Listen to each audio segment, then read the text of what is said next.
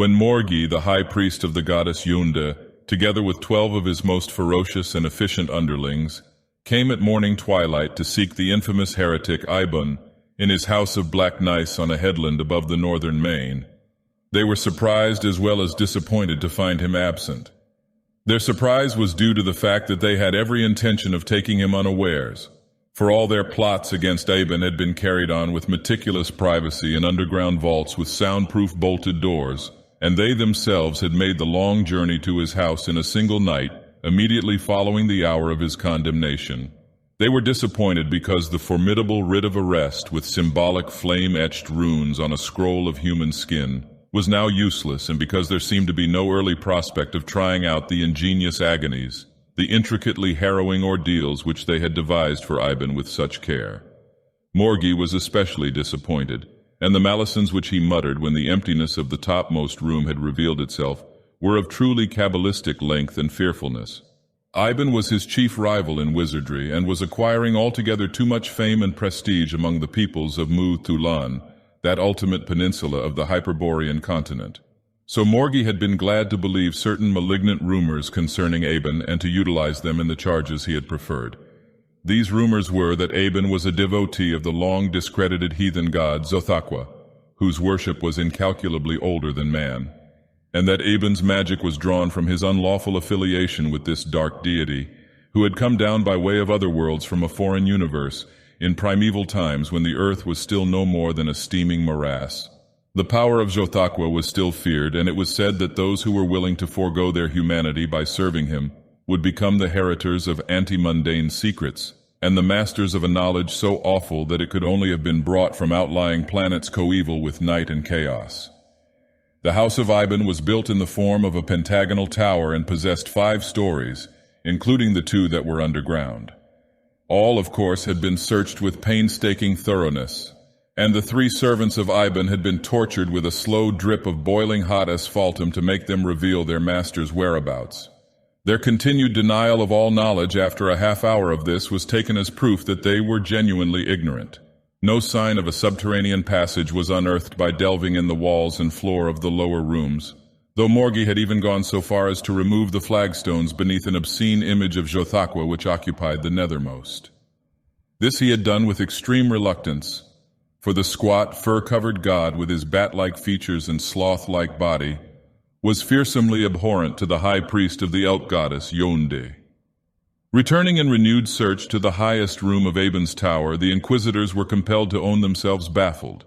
There was nothing to be found but a few articles of furniture, some antique volumes on conjuration such as might be owned by any sorcerer, some disagreeable and gruesome paintings on rolls of pterodactyl parchment, and certain primitive urns and sculptures and totem poles of the sort that Ibon had been so fond of collecting. Xothaqua, in one form or another, was represented in most of these. His face even leered with a bestial somnolence from the urn handles, and he was to be found in half the totems, which were those of subhuman tribes, along with the seal, the mammoth, the giant tiger, and the aurochs. Morgi felt that the charges against Ibon were now substantiated beyond all remaining doubt, for surely no one who was not a worshipper of Xothaqua would care to own even a single representation of this loathsome entity. However, such additional evidence of guilt, no matter how significant or damnatory, was of small help in finding Ibon. Staring from the windows of the topmost chamber where the walls fell sheer to the cliff and the cliff dropped clear on 2 sides to a raging sea 400 feet below, Morgi was driven to credit his rival with superior resources of magic.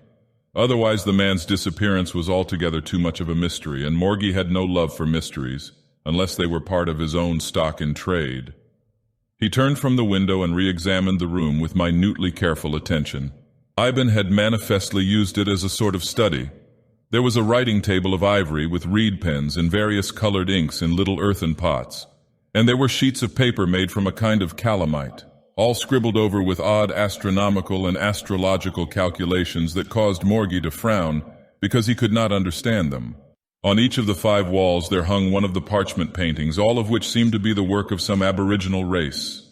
Their themes were blasphemous and repellent, and Xothaqua figured in all of them, amid forms and landscapes whose abnormality and sheer uncouthness may have been due to the half-developed technique of the primitive artists. Morgi now tore them from the walls one by one, as if he suspected that Iban might in some manner be concealed behind them. The walls were now entirely bare, and Morgi considered them for a long time amid the respectful silence of his underlings. A queer panel high up in the southeastern side above the writing table had been revealed by the removal of one of the paintings. Morgi's heavy brows met in a long black bar as he eyed this panel. It was conspicuously different from the rest of the wall, being an oval-shaped inlay of some reddish metal that was neither gold nor copper, a metal that displayed an obscure and fleeting fluorescence of rare colors when one peered at it through half-shut eyelids. But somehow it was impossible, with open eyes, even to remember the colors of this fluorescence. Morgi, who perhaps was cleverer and more perspicacious than Iban had given him credit for being, conceived a suspicion that was apparently baseless and absurd, since the wall containing the panel was the outer wall of the building and could give only on the sky and sea. He climbed upon the writing table and struck the panel with his fist. The sensations which he felt and the result of the blow were alike astounding. A sense of icy cold so extreme that it was hardly distinguishable from extreme heat ran along his hand and arm through his whole body as he smote the unknown reddish metal, and the panel itself swung easily outward as if on unseen hinges with a high sonorous clang that seemed to fall from an incomputable distance. Beyond it, Morgi saw that there was neither sky nor sea, nor in fact anything he had ever seen or heard of, or even dreamed of in his most outrageous nightmares. He turned to his companions. The look on his face was half amazement, half triumph. "Wait here till I return," he commanded, and leaped headlong through the open panel. The charges that had been brought against Aben were indeed true. The sagacious wizard, in his lifelong study of laws and agencies, both natural and supernatural, had taken account of the myths that were prevalent in Mu-Tulan regarding Xothaqua, and had thought it conceivably worthwhile to make a personal investigation of this obscure pre-human entity. He had cultivated the acquaintance of Xothaqua, who, in the desuetude of his worship, was now driven to lead an existence wholly subterranean. He had offered the prescribed prayers, had made the sacrifices that were most acceptable, and the strange, sleepy little god, in return for Iban's interest and his devotion, had confided to him certain information that was more than useful in the practice of the black arts. Also, he had presented Iban with some autobiographical data that confirmed the popular legends in more explicit detail. For reasons which he did not specify, he had come to Earth in former eons from the planet Psychronage, the name by which Saturn was called in Mu-Thulan, and Psychronage itself had been merely a way station in his travels from remoter worlds and systems. As a special reward, after years of service and burnt offerings, he presented to Aben a large, thin, oval plate of some ultra-telluric metal, instructing him to have it fitted as a hinged panel in an upper room of his house. The panel, if swung outward from the wall on open air, would have the peculiar property of giving admittance to the world Psychronage, many million miles away in space. According to the vague and somewhat unsatisfactory explanation vouchsafed by the god, this panel, being partly wrought from a kind of matter which belonged to another universe than man's, possessed uncommon radiative properties that served to ally it with some higher dimension of space, through which the distance to astronomically remote spheres was a mere step. Xothaqua, however, warned Aben not to make use of the panel unless in time of extreme need, as a means of escape from otherwise inevitable danger, for it would be difficult, if not impossible, to return to Earth from Psychronage, a world where Aben might find it anything but easy to acclimate himself, since the conditions of life were very different from those in Mu-Thulan, even though they did not involve so total an inversion of all terrene standards and norms as that which prevailed in the more outlying planets. Some of Xothaqua's relatives were still resident in Psychronage and were worshipped by its peoples. And Xothaqua told Aben the almost unpronounceable name of the most powerful of these deities, saying that it would be useful to him as a sort of password if he should ever need to visit Psychronage. The idea of a panel that would open on some remote world impressed Aben as being rather fantastic, not to say far-fetched, but he had found Xothaqua to be in all ways and at all times a most voracious deity. However, he made no trial of the panel's unique virtues, till Xothaqua, who maintained a close surveillance of all underground doings, had warned him of the machinations of Morgi and the processes of ecclesiastic law that were being instituted in the vaults below the Temple of Yunde. Knowing as he did the power of these jealous bigots, Aben decided that it would be injudicious to the point of folly if he were to let himself fall into their hands. Bidding a short and grateful farewell to Jothakwa, and collecting a small parcel of bread and meat and wine, he retired to his study and climbed upon the writing table. Then, putting aside the crude picture of a scene in Psychronage with which Jothakwa had inspired some primeval half-human artist, he pushed open the panel it had served to conceal. Aben saw that Jothakwa was indeed a god of his word, for the scene beyond the panel was nothing that could ever find a legitimate place in the topography of Mu-Thulan, or of any terrestrial region. It did not altogether appeal to him, but there was no alternative save the inquisitorial cells of the goddess Yunde. Envisaging in thought the various refinements and complications of torture which Morgi would have now prepared, he sprang through the opening into Psychronage with an agility that was quite juvenile for a wizard of mature years. It was only a step, but turning he saw that all trace of the panel or of his dwelling had now disappeared. He was standing on a long declivity of ashen soil down which a sluggish stream that was not water but some liquescent metal resembling mercury ran from tremendous unscalable shoulders and horns of the mountain heights above to debouch in a hill-surrounded lake of the same liquid. The slope beneath him was lined with rows of peculiar objects, and he could not make up his mind whether they were trees, mineral forms, or animal organisms, since they appeared to combine certain characteristics of all these. This preternatural landscape was appallingly distinct in every detail, under a greenish-black sky that was overarched from end to end with a triple cyclopean ring of dazzling luminosity. The air was cold, and Ivan did not care for its sulfurescent odor or the odd puckery sensation it left in his nostrils and lungs. And when he took a few steps on the unattractive-looking soil, he found that it had the disconcerting friability of ashes that have dried once more after being wetted with rain. He started down the slope, half fearing that some of the equivocal objects around him would reach out their mineral boughs or arms to arrest his progress. They seemed to be a kind of bluish-purple obsidian cacti, with limbs that ended in formidable talon-like spines, and heads that were altogether too elaborate for either fruits or blossoms. They did not move as he passed among them, but he heard a faint and singular tinkling with many modulations of tone that preceded and followed him along the slope. Ivan conceived the uncomfortable notion that they were holding converse with each other, and were perhaps debating what should be done with him or about him. However, he reached without mishap or hindrance the end of the declivity, where terraces and ledges of decomposing trap, like a mighty stairway of elder eons, had rimmed the sunken lake of liquescent metal. Wondering as to the way he should now take, Ivan stood irresolute on one of the ledges. His train of conjecture was broken by a shadow that fell suddenly athwart him and lay like a monstrous blot on the crumbling stone at his feet. He was not prepossessed by the shadow. It was outrageously defiant of all known aesthetic standards, and its malformation and distortion were no less than extravagant. He turned to see what manner of creature had flung the shadow. This being, he perceived, was not easy to classify, with its ludicrously short legs, its exceedingly elongated arms, and its round, sleepy-looking head that was pendulous from a spherical body, as if it were turning a somnambulistic somersault. But after he had studied it a while and had noted its furriness and somnolent expression, he began to see a vague, though inverted likeness to the god Xothaqua, and remembering how Xothaqua had said the form assumed by himself on earth was not altogether that which he had worn in Psychronage, Ivan now wondered if this entity was one of Xothaqua's relatives. He was trying to recall the almost inarticulable name that had been confided to him by the god as a sort of password, when the owner of that unusual shadow, without seeming to note Ebon's presence, began a descent of the terraces and ledges toward the lake. Its locomotion was mainly on its hands, for the absurd legs were not half long enough for the steps it had to take. Arriving at the lake edge, the creature drank of the liquid metal in a hearty and copious manner that served to convince Ivan of its godship, for surely no being of an inferior biologic order would quench its thirst with a beverage so extraordinary. Then, reascending to the ledge where Ivan stood, it paused and appeared to notice him for the first time. Ivan had finally remembered the outlandish name for which he was groping. Jules Koigmanja, he sought to articulate. Doubtless the result was not wholly conformable to Psychronocian rules, but Ivan did the best he could with the vocal organs at his command.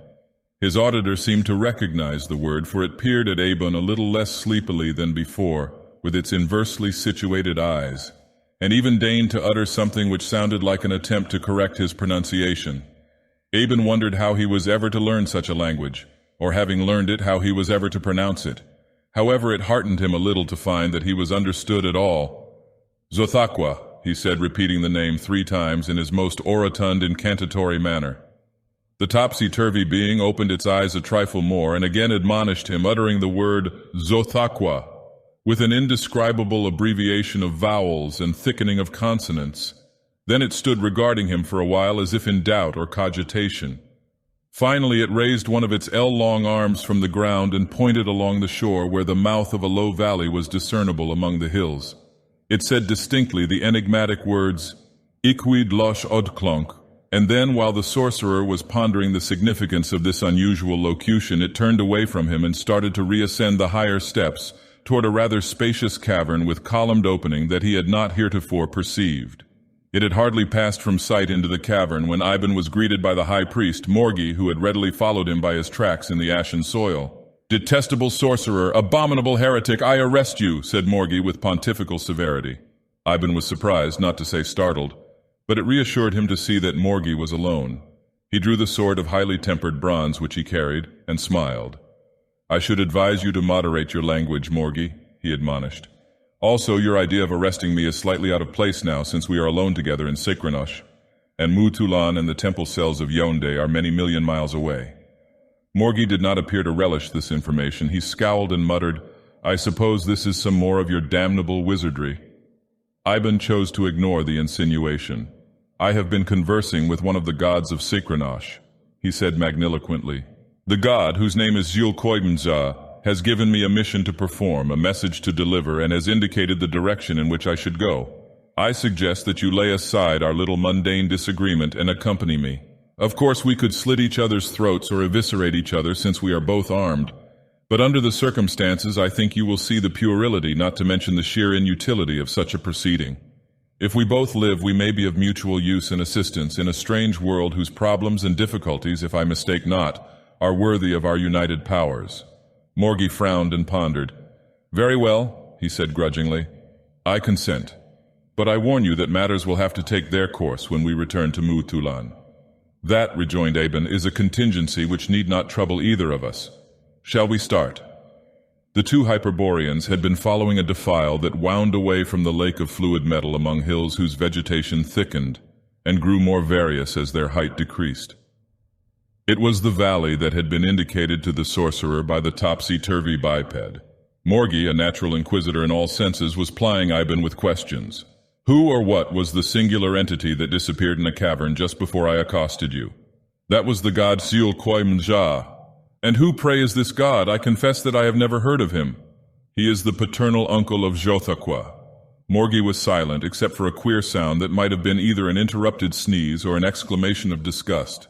But after a while he asked, "And what is this mission of yours?" "That will be revealed in due time," answered Aben with sententious dignity. "I am not allowed to discuss it at present. I have a message from the god which I must deliver only to the proper persons." Morgi was unwillingly impressed. "Well, I suppose you know what you are doing and where you are going. Can you give me any hint as to our destination?" "That too will be revealed in due time." The hills were lapsing gently to a well-wooded plain whose flora would have been the despair of earthly botanists. Beyond the last hill, Ivan and Morgi came to a narrow road that began abruptly and stretched away in the distance. Ivan took the road without hesitation. Indeed, there was little else to do, for the thickets of mineral plants and trees were rapidly becoming impenetrable. They lined the way with serrate branches that were like sheaves of darts and daggers, of sword blades and needles. Ivan and Morgi soon noticed that the road was full of large footprints, all of them circular in form and rimmed about with the marks of protruding claws.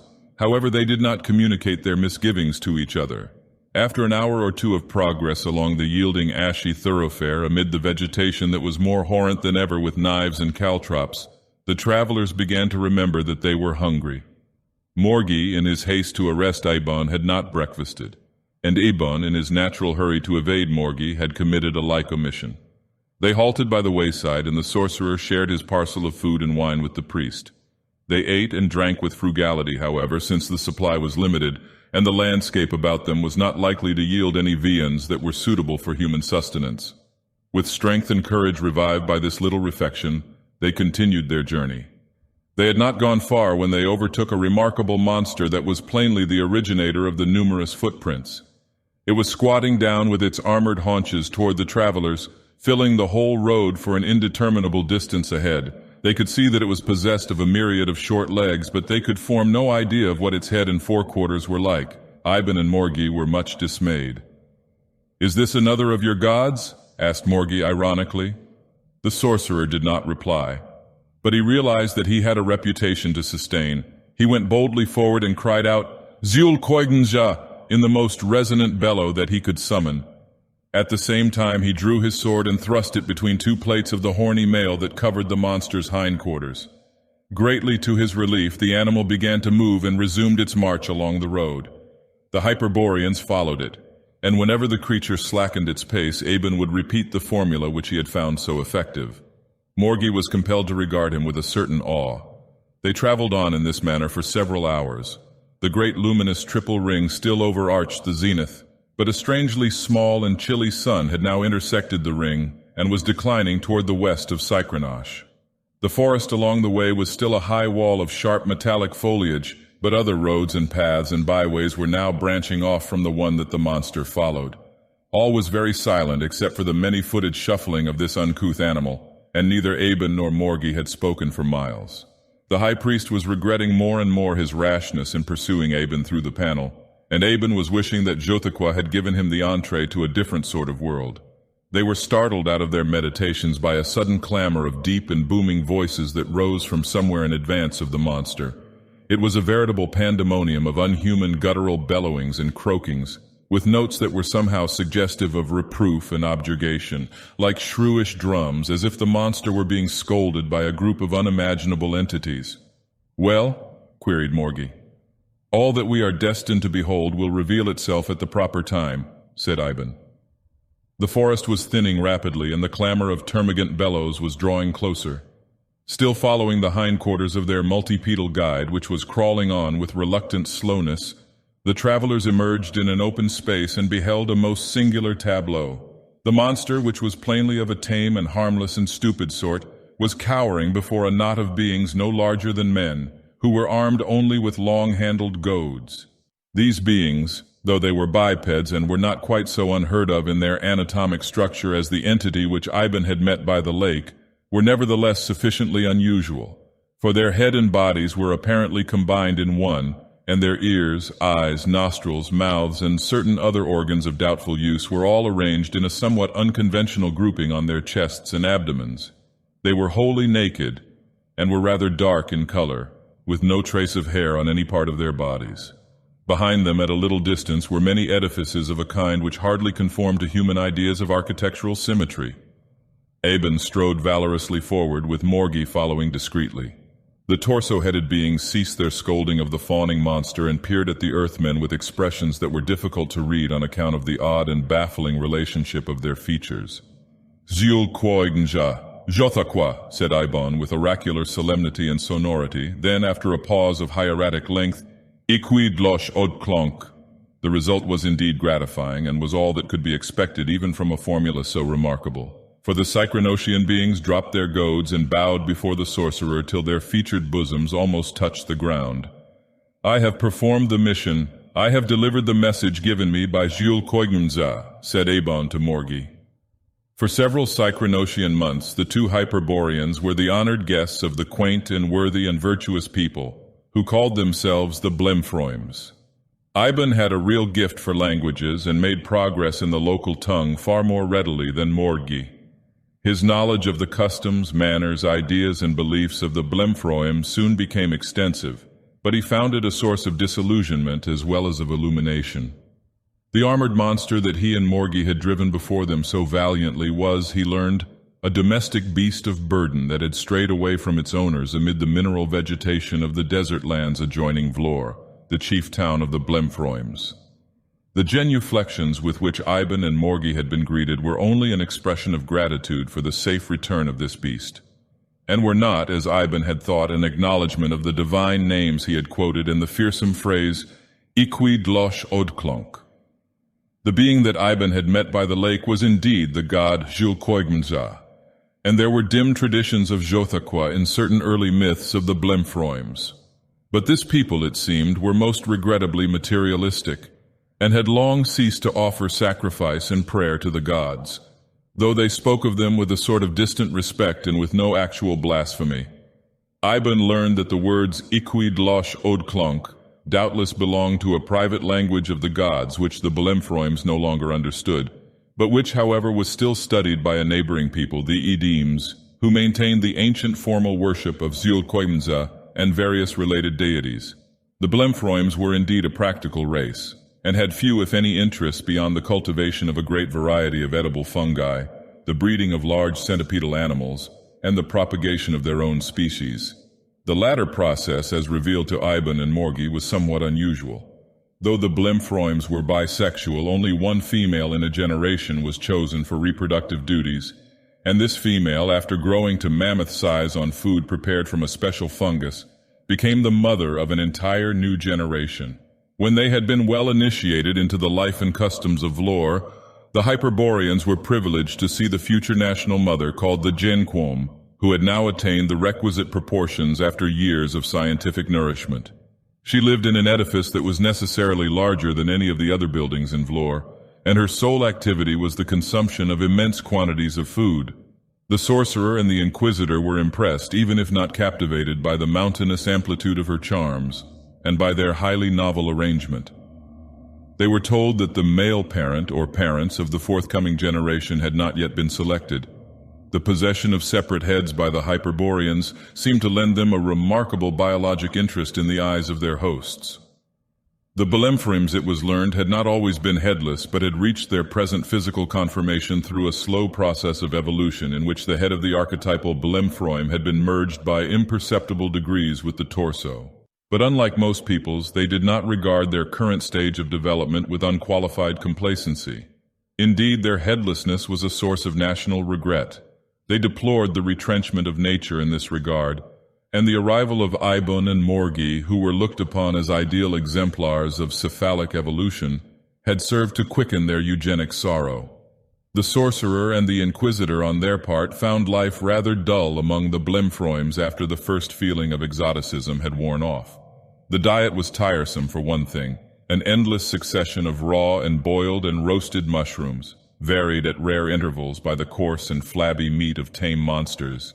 And this people, though they were always polite and respectful, did not seem to be greatly awed by the exhibitions of Hyperborean magic with which Iban and Morgi favored them, and their lamentable want of religious ardor made all evangelistic endeavor a thankless task. And being fundamentally unimaginative, they were not even duly impressed by the fact that their visitors had come from a remote ultra-Psychronocian world. "I feel," said Iban to Morgi one day, "that the god was sadly mistaken in deigning to send this people a message of any sort." It was very soon after this that a large committee of the Blemphroyms waited upon Iban and Morgi and informed them that after long consideration they had been selected as the fathers of the next generation, and were to be married forthwith to the tribal mother in the hope that a well-headed race of Blemphroyms would result from the union. Iban and Morgi were quite overcome by the proposed eugenic honor. Thinking of the mountainous female they had seen, Morgi was prone to remember his sacerdotal vows of celibacy, and Iban was eager to take similar vows upon himself without delay. The inquisitor indeed was so overwhelmed as to be rendered almost speechless, but with rare presence of mind the sorcerer temporized by making a few queries anent the legal and social status which would be enjoyed by Morgi and himself as the husbands of the Genquom. And the naive Blemphroyms told him that this would be a matter of brief concern, that after completing their marital duties, the husbands were always served to the national mother in the form of ragouts and other culinary preparations. The Hyperboreans tried to conceal from their hosts the reluctance with which they both regarded the coming honor in all its stages. Being as usual a master of diplomatics, Iban went so far as to make a formal acceptance on behalf of himself and his companion.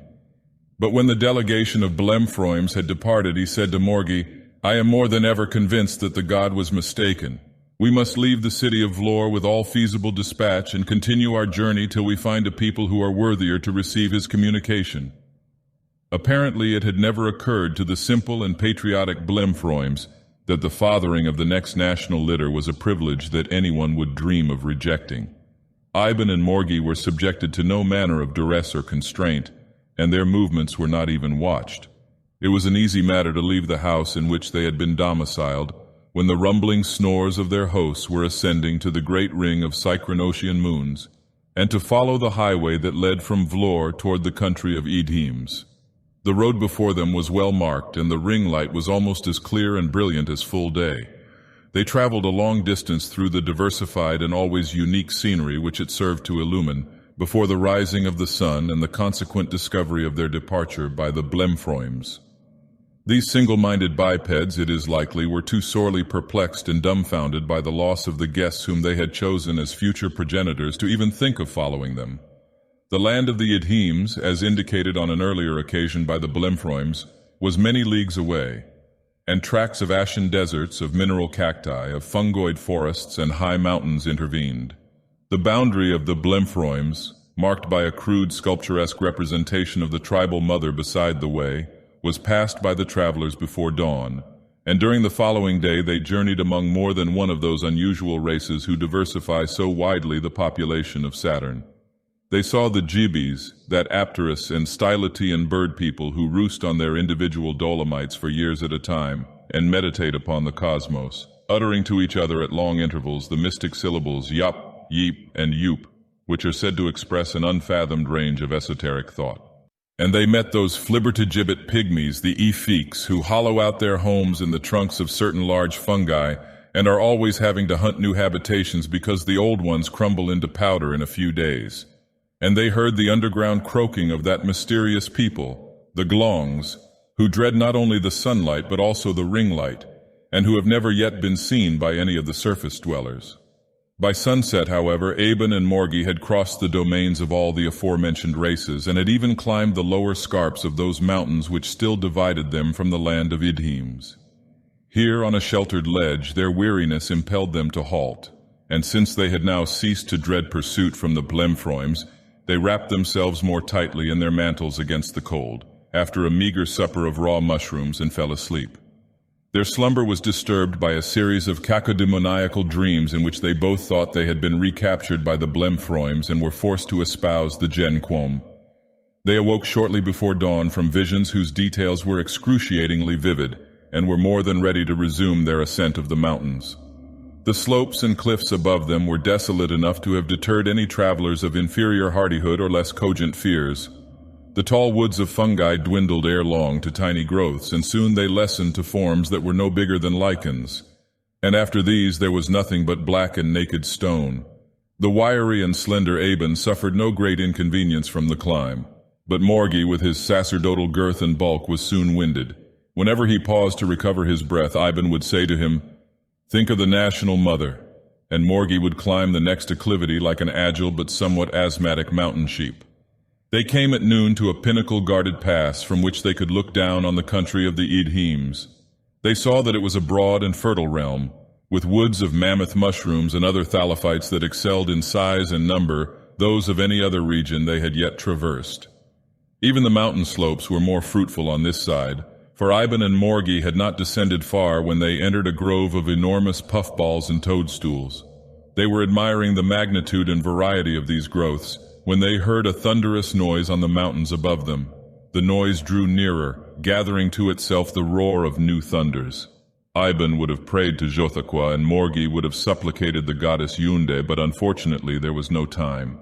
They were caught in a mighty mass of rolling puffballs and toppling toadstools overthrown by the huge avalanche that had started on the heights above, and borne with increasing momentum, with vertiginous speed and tumult amid an ever-growing heap of shattered fungi. They finished their descent of the mountain in less than a minute.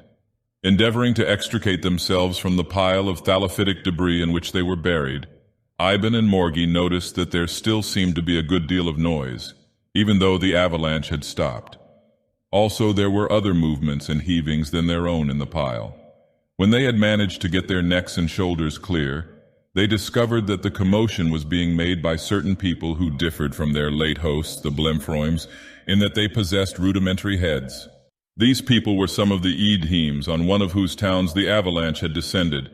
Roofs and towers were beginning to emerge from the mass of boulders and puffballs, and just in front of the Hyperboreans there was a large temple-like edifice from whose blocked-up door a multitude of the Idhims had now tunneled their way. At sight of Aben and Morgi they suspended their labors, and the sorcerer, who had freed himself and had made sure that all his bones and members were intact, now took the opportunity to address them. "Hearken," he said with great importance. "I have come to bring you a message from the god Zulkoigmja. I have borne it faithfully on ways beset with many hazards and perils. In the god's own divine language it runs thus, Iquid losh ogfonk." Since he spoke in the dialect of the Blemphroyms, which differed somewhat from their own, it is doubtful if the Idhims altogether understood the first part of his utterance. But Zulkoigmja was their tutelary deity, and they knew the language of the gods. At the words, Iquid losh odklonk, there was a most remarkable resumption and increase of activity, a ceaseless running to and fro on the part of the Idhims, a shouting of guttural orders, and a recrudescence of new heads and limbs from the avalanche. Those who had issued from the temple re-entered it, and came out once more carrying a huge image of Zulkoigmja, some smaller icons of lesser though allied deities, and a very ancient-looking idol which both Aben and Morgi recognized as having a resemblance to Jothaqua. Others of the Idhims brought their household goods and furniture forth from the dwellings, and signing the Hyperboreans to accompany them, the whole populace began to evacuate the town. Aben and Morgi were much mystified, and it was not until a new town had been built on the fungus-wooded plain at the distance of a full day's march, and they themselves had been installed among the priests of the new temple, that they learned the reason of it all and the meaning of Iquid losh odklonk. These words meant merely, "Be on your way," and the god had addressed them to Abon as a dismissal. But the coincidental coming of the avalanche and of Abon and Morgi with this purported message from the god had been taken by the Idhims as a divine injunction to remove themselves and their goods from their present location. Thus the wholesale exodus of people with their idols and domestic belongings. The new town was called Glumf, after the one that the avalanche had buried. Here, for the remainder of their days, Aben and Morgi were held in much honor, and their coming with the message, Iquid losh odklonk, was deemed a fortunate thing, since there were no more avalanches to threaten the security of Glumf in its new situation remote from the mountains. The Hyperboreans shared the increment of civic affluence and well-being resultant from this security. There was no national mother among the Idhims, who propagated themselves in a far more general manner than the Blemphroyms, so existence was quite safe and tranquil. Aben, at least, was really in his element, for the news which he brought of Jothaqua, who was still worshipped in this region of Psychronage, had enabled him to set up as a sort of minor prophet, even apart from the renown which he enjoyed as the bearer of the divine message and as the founder of the new town of Glumf. Morgi, however, was not entirely happy. Though the Idhims were religious, they did not carry their devotional fervor to the point of bigotry or intolerance, so it was quite impossible to start an inquisition among them. But still there were compensations. The fungus wine of the Idhims was potent though evil-tasting, and there were females of a sort if one were not too squeamish. Consequently, Morgi and Aben both settled down to an ecclesiastic regimen which, after all, was not so radically different from that of Mu Thulan or any other place on the planet of their birth. Such were the various adventures, and such was the final lot of this redoubtable pair in Psychronage. But in Aben's tower of black gneiss on that headland of the northern sea and Mu Thulan, the underlings of Morgi waited for days, neither wishing to follow the high priest through the magic panel nor daring to leave in disobedience of his orders. At length they were recalled by a special dispensation from the Hierophant who had been chosen as Morgi's temporary successor. But the result of the whole affair was highly regrettable from the standpoint of the hierarchy of Yaoundé. It was universally believed that Aben had not only escaped by virtue of the powerful magic he had learned from Jothaqua, but had made away with Morgi into the bargain. As a consequence of this belief, the faith of Yaoundé declined, and there was a widespread revival of the dark worship of Jothaqua throughout Mu Thulan in the last century before the onset of the Great Ice Age.